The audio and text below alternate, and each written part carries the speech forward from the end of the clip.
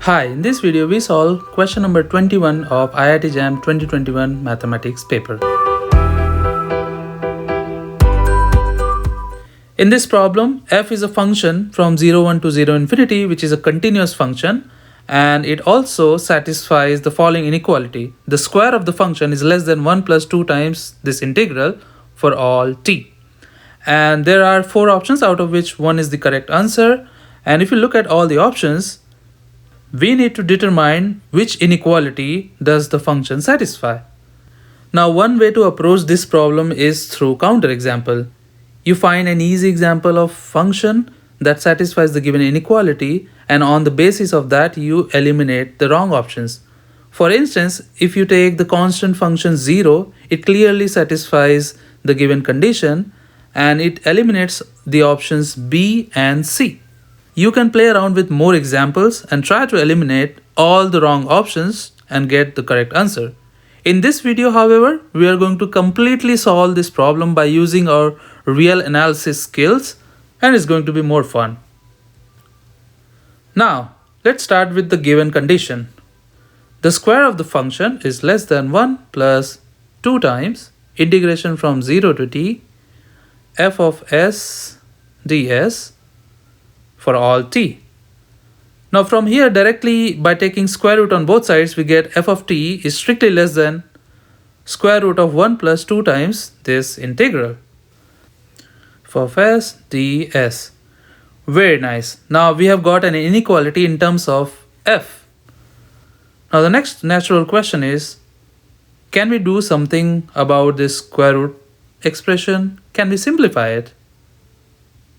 The answer is a big yes, and there is something called Taylor expansion that we are all familiar with that can help us simplify this expression. Using Taylor expansion, you can write a function approximately as a polynomial function.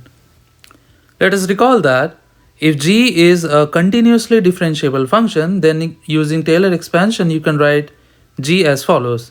G of t is equal to g of 0 plus t times the derivative of g at some point xi, where xi lies strictly between 0 and t.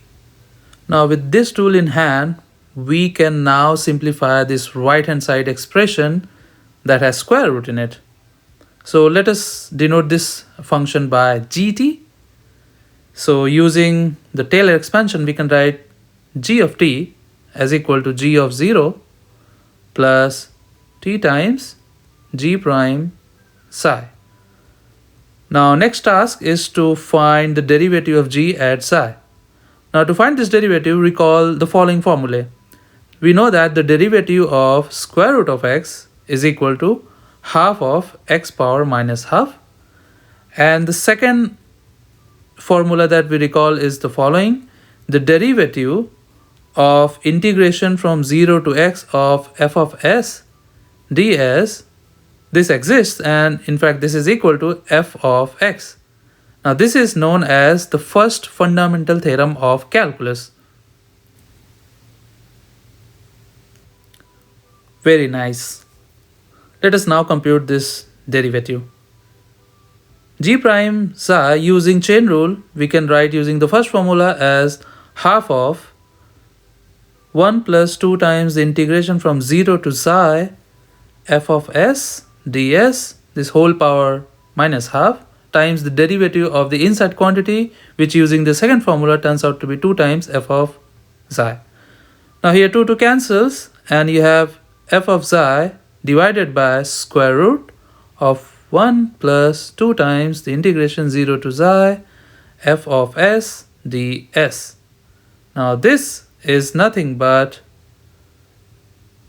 f of xi divided by the denominator is nothing but g of xi. And this ratio is less than 1. Why? It's because we know that f of t is strictly less than g of t for all t.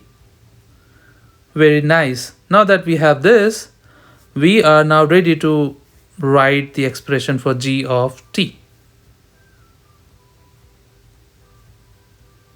So we have f of t strictly less than g of t, and by Taylor expansion we know that this is equal to g of 0 plus t times g prime xi, which is equal to g of 0 is nothing but 1 plus t times this ratio f of xi divided by g of xi. Now this is a positive quantity which is strictly less than 1. So this gives this expression is less than 1 plus t. And this gives us the answer, which is A.